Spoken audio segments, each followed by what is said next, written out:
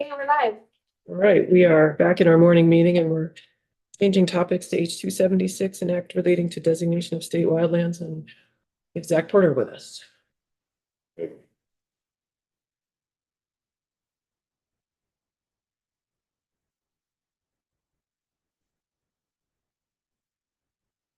right, looks good.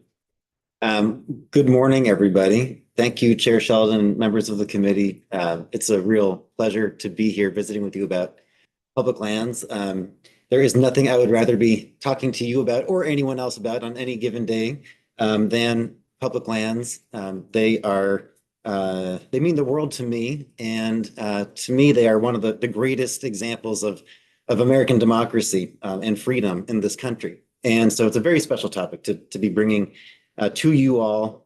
Any day in the State House that we're talking about public lands is a good day. Just a little bit of introduction to myself and my organization. I'm the executive director of Standing Trees. We were founded about 4 years ago. We have our main office here in Montpelier. We work around New England exclusively on state and federal public land management. So that's the unique niche that we fill in New England's broader conservation nonprofit community. I've been working in public land management and advocacy for a little more than 20 years now. I first went to work for the U.S. Forest Service in 2004. And I've been working in this arena ever since. It's my life's passion, and I'm lucky that I also get to make it my work.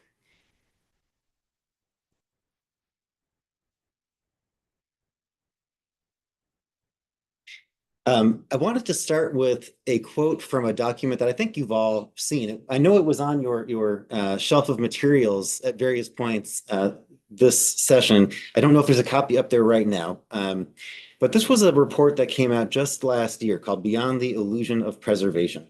It was led by two Vermont foresters, Caitlin Littlefield and Tony D'Amato at the University of Vermont. And I'll just read this quote. "We must permanently protect New England's forest in a mosaic of passively managed wildlands, at least 10% of the entire landscape, surrounded by actively ecologically managed woodlands, covering at least 70% of the entire landscape in protected forest. In principle, a full 20% of the region or more could be dedicated to wildlands while still achieving the sustainable wood production targets we have outlined." And if you've read that document, you know that the sustainable wood production targets that they've outlined in that document are to source all of our wood products that we consume in New England, to source them from New England. So what this report makes a really strong case for is that wildlands and woodlands are not just compatible, they're essential. We can have all of our wood products locally. We can also and must have wildlands locally. And I'm here today to talk to you all about the wildlands piece of that. How do we get to that wildlands vision that's outlined in the Beyond the Illusion Preservation document and in other visions for New England's landscape that have come out over the last number of decades. These things aren't at odds with one another. That's I think one of the most important points that I can leave you with today. The idea of making sure that we have sufficient wildlands on the landscape and that we have ample wood products for our needs. These things are absolutely compatible with each other. We know in Vermont the value of our public lands. This is a wonderful advertisement that Bruce Post, who some of you probably know, shared with me from Vermont Life magazine from 1967. I just want to read this full quote here. "We made a promise to this mountain being Camel's Hump, as I think you can recognize in the photo, a promise that the only changes it will ever undergo are spring, summer, fall, and winter." The ad goes on to say, maybe in some other place we would consider doing something to detract from the specialness, the beauty of this place, Camel's Hump, and our public lands. But we don't do that in Vermont. And I think that is the ethos of Vermont, but our policies, our practices haven't necessarily followed, where I think our public sentiment is about public lands and the degree that we value public lands. So again, this Wildlands Act is a chance to, I think, rebalance and realign with those public values that we have in our public lands.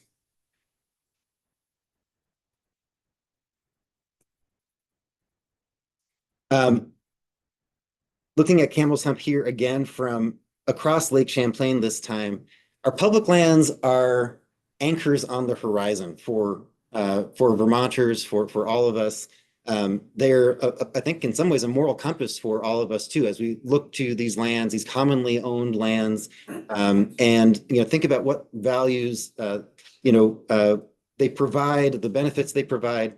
Public lands are our common backyard. They provide the essential ecosystem services that we rely on, whether that's flood mitigation, and resilience to natural disasters, droughts, whether they provide habitat for our biodiversity here in Vermont. Public lands are essential to our way of life. They're where we go recreate on the weekend. They're a part of what makes Vermont, Vermont. And it's really visible in this photo here, the patchwork quilt that we all love in this state. We have our, we're lucky to have these amazing headwater forests. 90% of our state lands are headwater forests. And our villages, our farms, our woodlands, oftentimes at lower elevations. It's this patchwork quilt that makes Vermont special. And we have a chance now to move public land management to match, I think, this full range of values that we have in our landscape. Going to do a little pop quiz with you here. If you see this photo, any guesses as to where this was taken? These are your public lands. Your state public lands. Going northeast of Montpelier. Groton State Forest. This is Lake Groton. This is the view from Little Deer Mountain, hiking with my daughter. I'm sure this is a place that many of you have been to or know people who come to places like Groton on a regular basis. All right, another pop quiz. What does this look like? Where do we have cliffs? It's Vermont's fjord. Willoughby. So this is Willoughby State Forest and the beautiful view from Mount Horror looking across to Mount Pisgah. What's that body of water? Lake Willoughby. Lake Willoughby. Yep. This is a tough one. I won't quiz you on this. This is this is the Tinkerbrook Natural Area in Coolidge State Forest in Plymouth.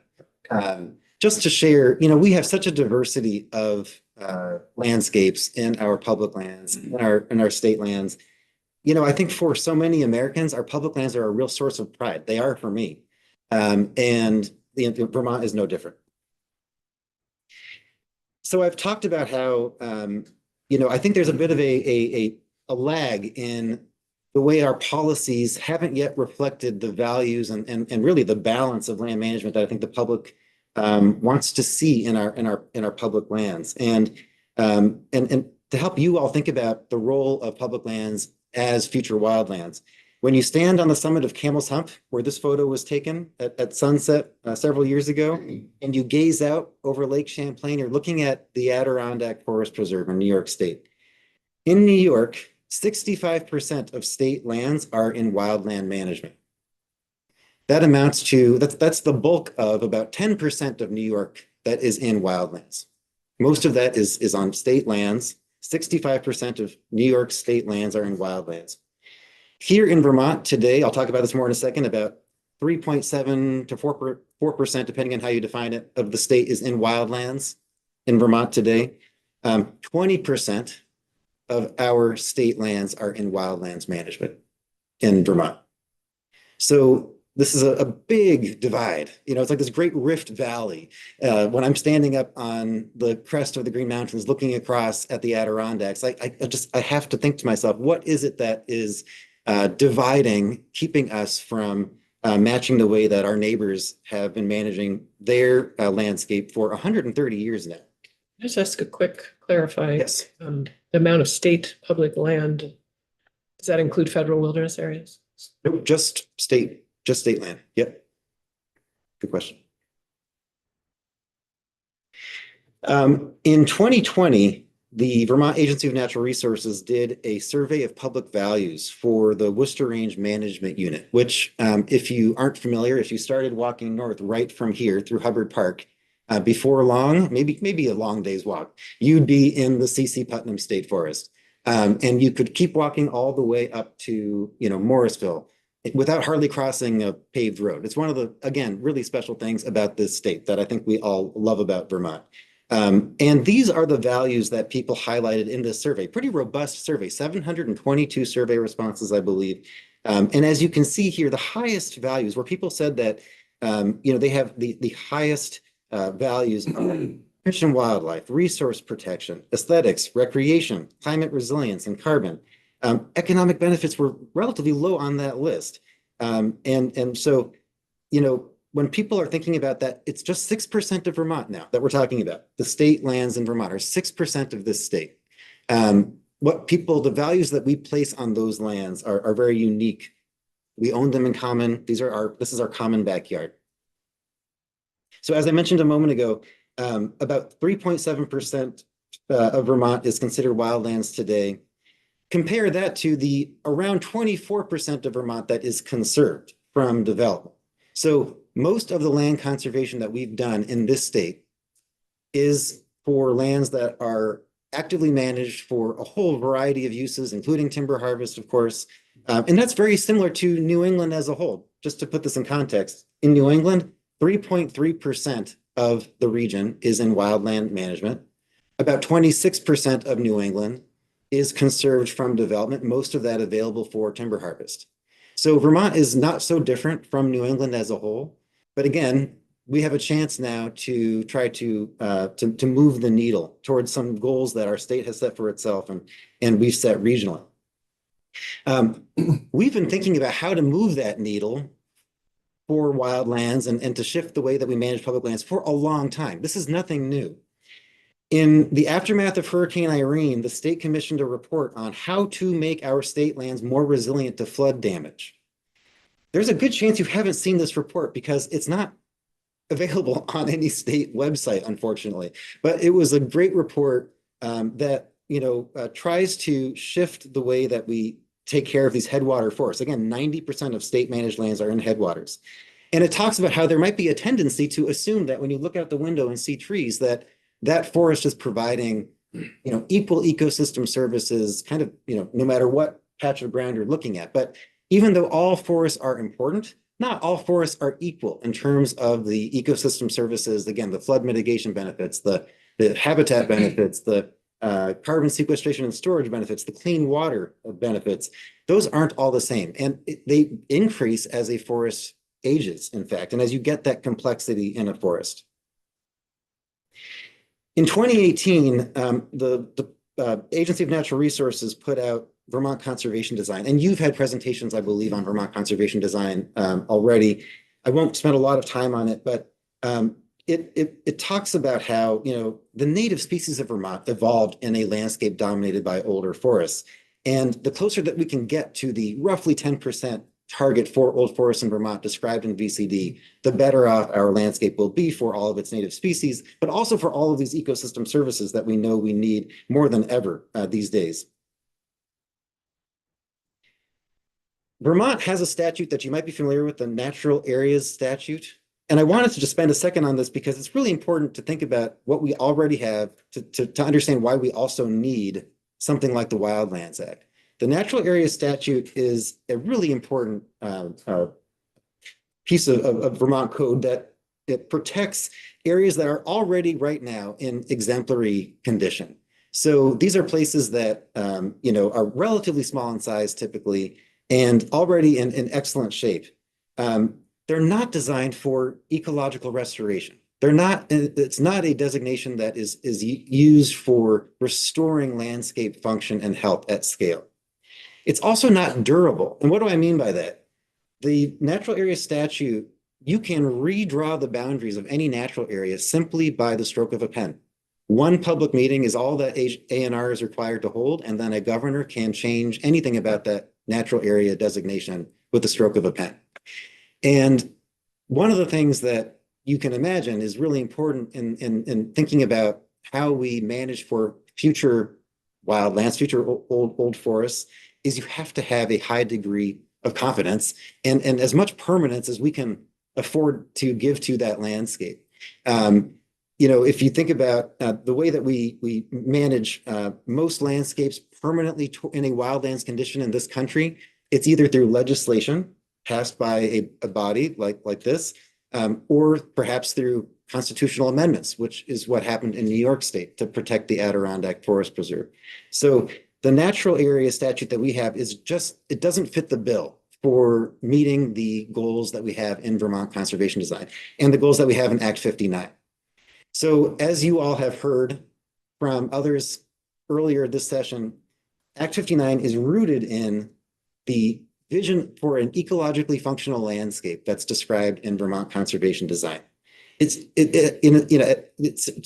two main goals of Vermont conservation design. One is a quantitative goal, permanently conserving, emphasis on permanent, 30% of Vermont by 2030, 50% by 2050. The Act also sets qualitative goals, and that's where the tenets of Vermont conservation design come into play. So there are three broad categories of conservation described in Act 59: ecological reserves or wildlands, biodiversity conservation areas, and natural resource management areas. As you've heard, the phase one implementation of Act 59 was wrapped up at the end of last year, and we're in the middle of phase two. In theory, due at the end of this year, although I think we've all heard that it's perhaps going to be delayed. And just to refresh your memory on the definition of an ecological reserve area, an area having permanent protection from conversion, managed to maintain a natural state within which natural ecological processes and disturbance events are allowed to proceed with minimal interference. So that is essential to understanding the Wildlands Act. The Wildlands Act definition fits within this ecological reserve bucket in Act 59. We're working towards meeting that Vermont conservation design goal for old forests, and that's described in the ecological reserve portion of Act 59. So one of the things that came out of the inventory that was done last year for Act 59 is this State Lands Working Group report, which I did not serve on. It was comprised mostly of A&R staff, and the number one recommendation of that State Lands Working Group report was this: establish a new statutory designation for ecological reserves. So that is what we are doing with the Wildlands Act. We are establishing the statutory designation that will make sure that we have state lands that are in that ecological reserve category and meeting those VCD goals. So what does the Vermont Climate Resilience and State Wildlands Act do? It adds an essential tool to Vermont's conservation toolbox. We literally cannot get to the VCD goals without legislation like this. Period, full stop. We don't have the tools currently to protect Vermont's state lands in a way that will get us to the VCD goals. The tool simply doesn't exist today. That's why the Wildlands Act is so important. And critically, it doesn't matter what the condition is of the land today that we're talking about. The idea here isn't just to protect areas that are in an exemplary condition, because of course that is a teeny tiny part of Vermont's landscape that is in that exemplary condition today. As you've heard, only 0.1% of Vermont is estimated to be old growth forest today, 0.1%. So we have to facilitate the recovery of these ecosystems. That's what the Wildlands Act is all about. It protects approximately 268,000 acres of Vermont state lands. And the way that the bill does this is to focus on lands that the state already manages as wildlands. Those are land management classification 1.0 lands called highly sensitive management areas by A&R. They are natural areas, what are called core areas also. And then Vermont Conservation Design highest priority natural communities and habitat features on state lands. We also looked at, in order to facilitate this broader restoration, ecological restoration goal, we looked at how do we make sure that we're managing for these natural processes to play out at scale. And one of the things that VCD talks about, that I'll talk about more on the next slide too, is that, or in a couple slides, bigger is better when it comes to wildlands because you need to allow for these natural processes to play out. And a lot of the species that we have require larger home ranges. And we want to see landscapes at the largest scale possible managed for wildlands. And so we looked at what are the areas of state land that are around 1,000 acres or greater that we can put in wildland management for those reasons, especially state forests and state parklands. So it also allows 1/3 of Vermont state lands to continue to be actively managed by both the Department of Fish and Wildlife and the Department of Forest, Parks and Recreation. This is really important to understand. The Wildlands Act seeks to move the needle for wildlands on state lands, but it absolutely allows the Agency of Natural Resources to continue to do all of the things it currently does on state lands, on many state land units. What doesn't the bill do? It doesn't impact recreational trails, motorized or non-motorized, current or future. It doesn't impact public access roads and trailheads, campgrounds, cabins, developed recreation sites like our ski resorts on state lands. It doesn't impact what are called designated backcountry ski zones, which Forest Parks and Recreation manages for backcountry skiers.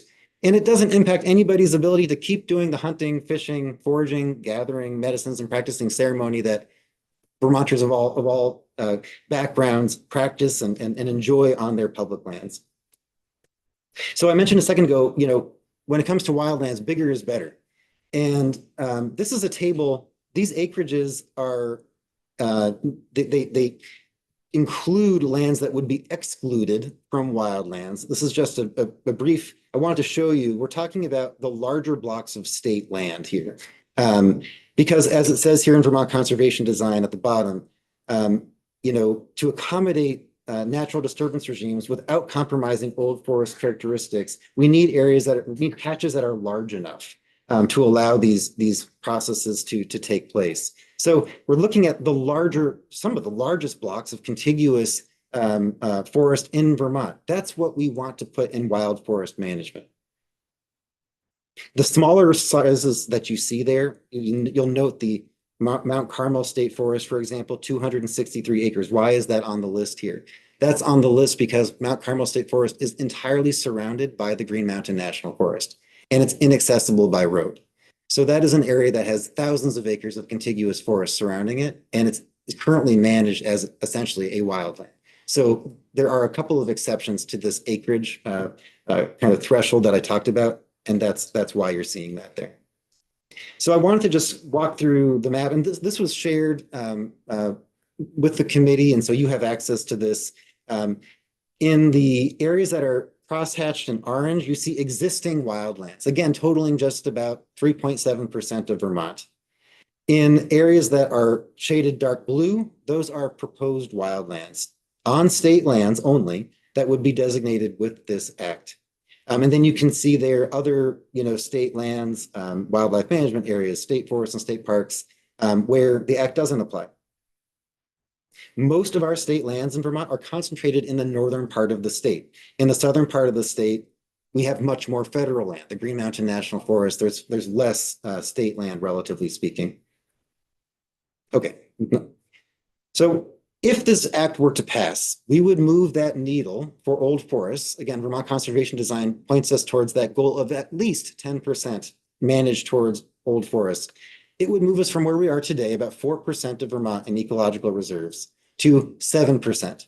That would be the outcome of this act, as far as Vermont Conservation Design's old forest target is concerned. I wanted to put the 268,000 acres in perspective for a moment. Have any of you been to Lake Placid before, or over to enjoy the Adirondacks? If you've driven to Lake Placid from just about anywhere in Vermont, you've driven past the High Peaks region of New York. In one contiguous protected wildland in the Adirondack Forest Preserve, in the High Peaks, is 275,000 acres of state wildland. One contiguous block. Compare that to the 268,000 acres that would be protected with this legislation across the entire state of Vermont. So one area in the Adirondack Park out of many, and a designation that would protect 268,000 acres across the state. Just to put it in perspective, it's an important advancement for the state of Vermont, for our public lands. But it's a modest advancement, I would argue, because there are much, much larger blocks of wildland not too far away that we can see anytime we're looking west.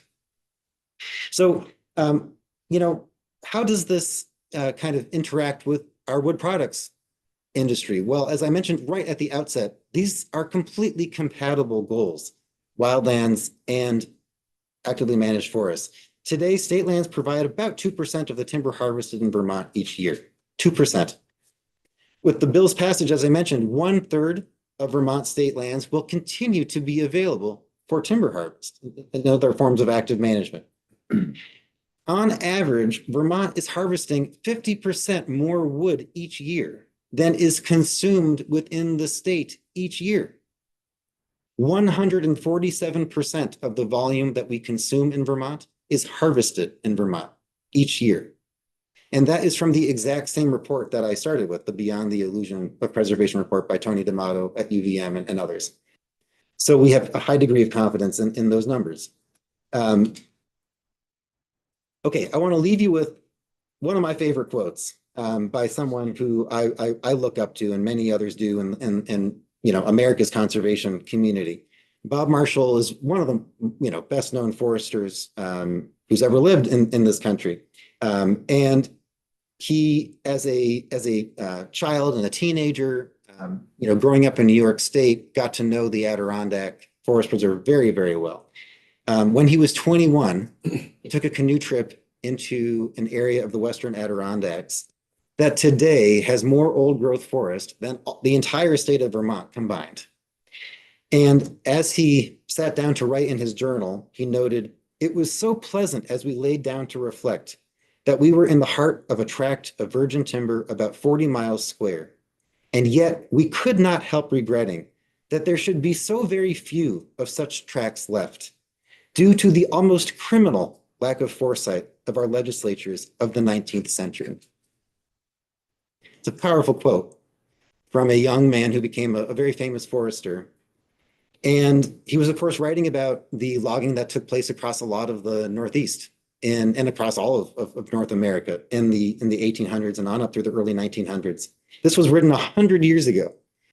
And, there are two ways that we have older forests today. There are areas that have been forgotten about and blessedly survived until the present day. Those are the small fragments of old forests that we generally have left. Or in some cases, we've been really intentional about making sure that we have more old forest. And that's what was done in New York 130 years ago. And that's why this area still exists that I was walking through where I took this photo, where Bob Marshall wrote this quote. We have a chance now to make sure that our grandkids, my daughter's kids, have older forests in Vermont. And we can do it along with having our wood products met locally. And that's the call to action that I think Bob Marshall was trying to make here and continue to make throughout his unfortunately short life, although he left quite a mark on American conservation. And I really hope that you'll all take this opportunity with the Vermont Wildlands Act to put Vermont in the driver's seat, making sure that we have some really special public lands to pass on to future generations. So I look forward to your questions. Thank you for inviting me in. It was a real pleasure. And yeah, please. Members have Thank you. questions? Representative Austin and then Nora. Could you send us a link to that Tony D'Amato report? Yes, and in fact, I think that if you go to the fact sheet that the electronic version of that was uploaded to the committee webpage, there's a link there in the document, but I can also send it. I can also send it around.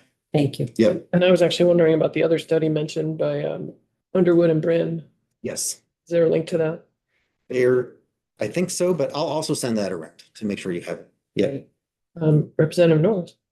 Yeah, thank you, Zach, for your Yeah. presentation.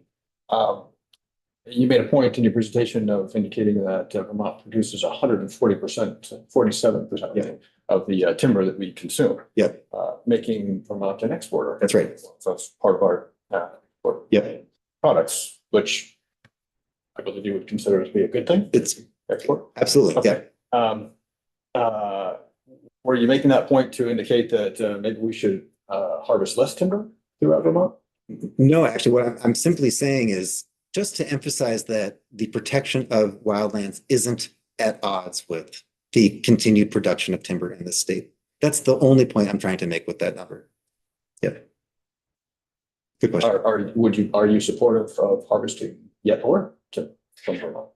You know, I think it all depends on how we go about that and being wise with wood products. I'm a user of wood products. I don't know a single human being who's not a user of wood products, to be honest. And so in this case, in this report, the Beyond the Illusion of Preservation report, it does argue that Vermont could actually increase its production of wood products of various kinds and meet these wildlands goals. So, you know, I'm kind of not even here to argue one way or the other on that. I simply want to convey to you all that these are all mutually compatible goals. Yep. Thank you. Other questions? No question, I'd say One- the Northeast Kingdom is already considered. Now use Willoughby as an example. 43% conserved based upon the goal of 30 by 30 and 50 by 50 eventually. Much of that forest was cut off in the middle 1800s. Large paper companies, whatever, lumber companies, using our rivers as waterways to get the raw logs south to big mills. I'm not advocating that. What I'm advocating for is that Vermont's forest grows faster, 4% faster than the cut rate. Say that last one. Just Vermont forest Yeah. growth grows 4% faster than its cut rate. let's cut rate. How does that set with wildlands designation? Good question. Again, I think my response to that would simply be that Vermont is blessed with forests that grow with relatively, relatively easily compared to many parts of this planet. We are very lucky to have, trees that come back on their own by and large. And that's why, Vermont's wood products economy is absolutely, it's here to stay. We're never going to, not have a wood products economy in Vermont. It's going to change over time, of course, as markets shift, as the use of various materials shifts. But it's a great place for wild forests, and it's a great place to grow wood for wood products, I think is all I would say to that. But I guess what I'm looking at is the multiple uses of our forest, not just recreational, but also for fish, wildlife, endangered species, etc. If you want to preserve them, then a designation of wild forest shouldn't be just state limits.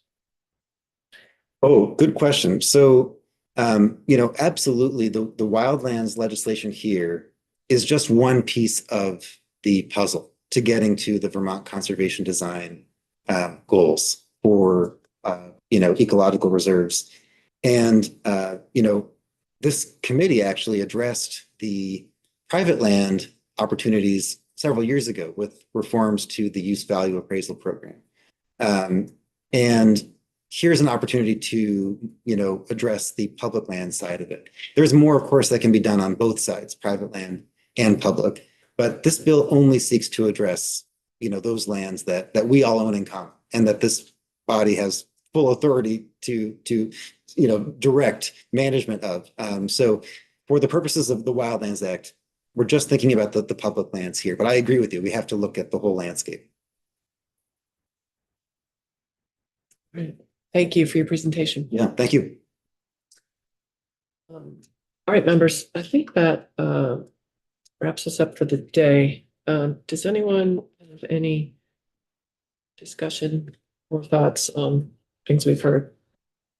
this morning, or that we're working on.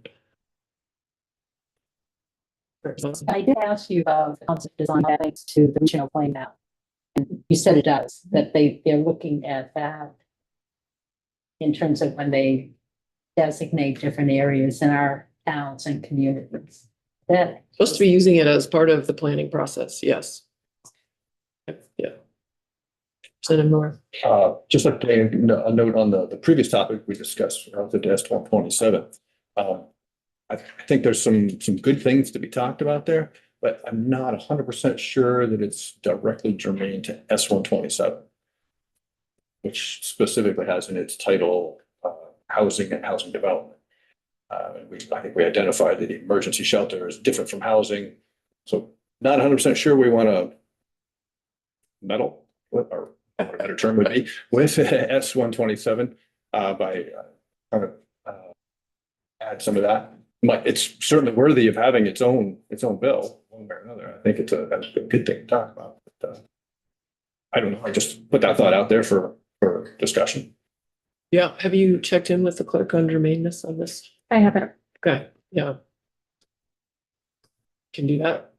Can do that. Yeah. Yeah, so. Any other thoughts? All right, with that,